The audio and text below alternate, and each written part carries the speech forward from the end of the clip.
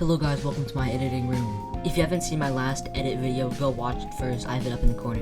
Also, we're trying to get to 500 by the end of the year. Please subscribe. If you haven't seen my last edit video, go watch it first. But if you haven't, this one will still guide you through everything step by step. In this tutorial, I'm going to show you a really interesting way to turn VR footage into a cinematic style editing using Live, CapCut, and Blender. Even if you have no Blender experience, you can still follow this. Step 1. Recording your footage.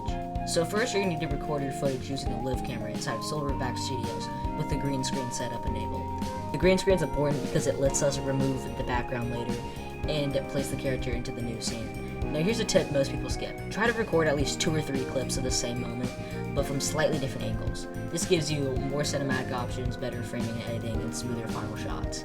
If you're like me, you'll export your footage to your Horizons app, and then upload it somewhere like Discord so I can transfer it to my PC. Then you go to your PC, download it, or phone, it doesn't really matter. This setup might sound long, but it's the most reliable way I've found. Step 2, moving files into your editor. Once you have your footage on your PC or phone or whatever, I'm just going to say PC, open CapCut or any editing software you prefer. Now import your clips into the timeline.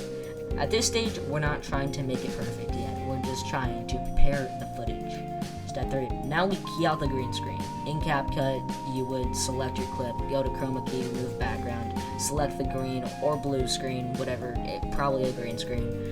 Adjust strength until the edge looks clean. This step is important because it isolates your character from its background. If it looks messy, don't worry, just adjust the intensity and slow until it looks clean. Once that's done, export your video.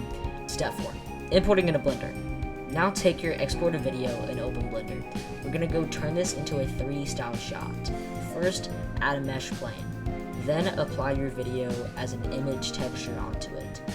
This basically gives your footage a physical surface inside Blender. Now your character exists in a 3D space instead of just a flat video. Step 5, lighting plus realism. Here's where it starts to look cinematic and my favorite part. Because your character is now on a plane, they can interact with light properly.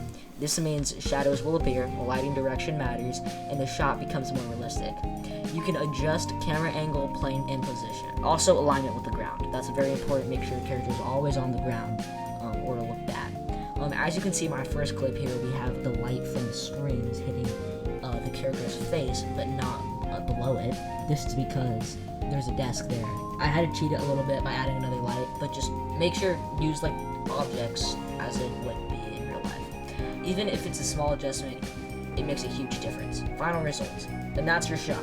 At the point that you've gone from a raw VR footage to a fully edited cinematic style scene using CapCut and Blender together.